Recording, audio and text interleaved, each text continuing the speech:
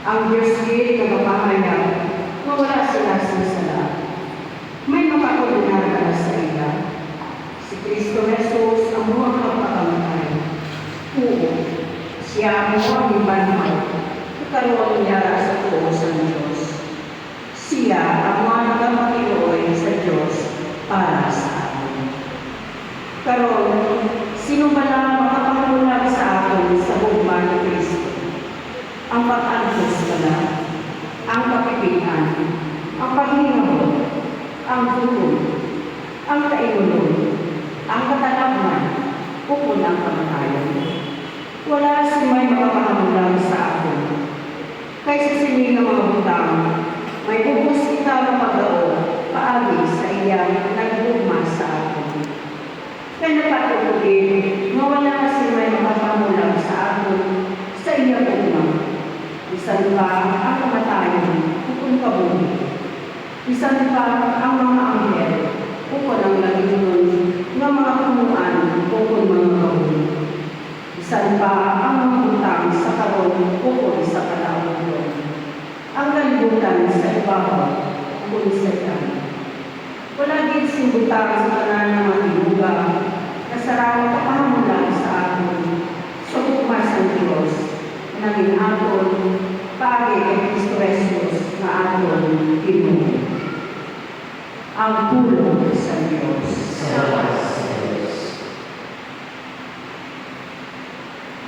Matabi siya umunong sa iyong pabuhay na dahil. Matabi siya umunong sa iyong pabuhay. Ang Ginoo ang mga akong nakawak at paluwasan. Sino ba lang akong nakatupan? Ang Ginoo nag-aapil sa akin sa tanan ng katalagman. Wala ako simpahaluan. Matabi siya umunong sa iyong pabuhay.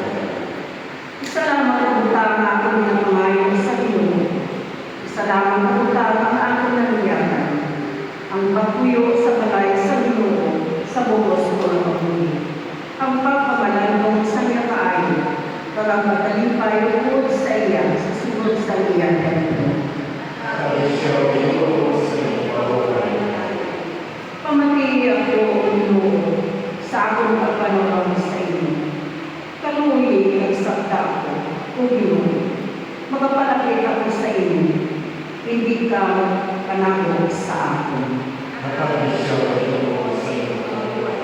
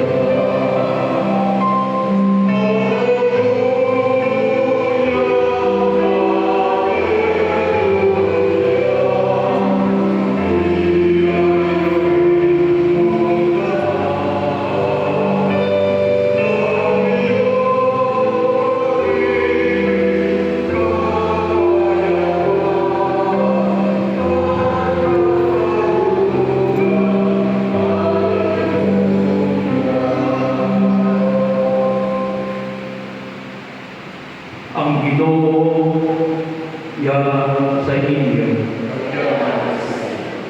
Ang balasong gikan sa Santos na Ebanghelyo sulong kay San Juan.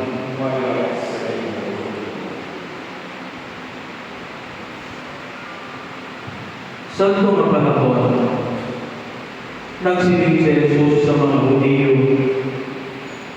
Ang isang sino na nagpamati sa akong mga pulong, kag nagatuo sa nagpadala sa akon, may kabuhi na wala sing katapusan.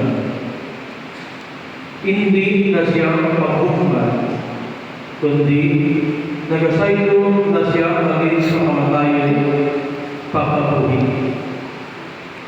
Nagasiling ako sa inyo sa matuo, ang pion mag-aabot Kag nagabot na nga ang mga patay, mga batid, sang tingog sa anak sa Diyos, kag ang mga nakabatid sini, magagabuni.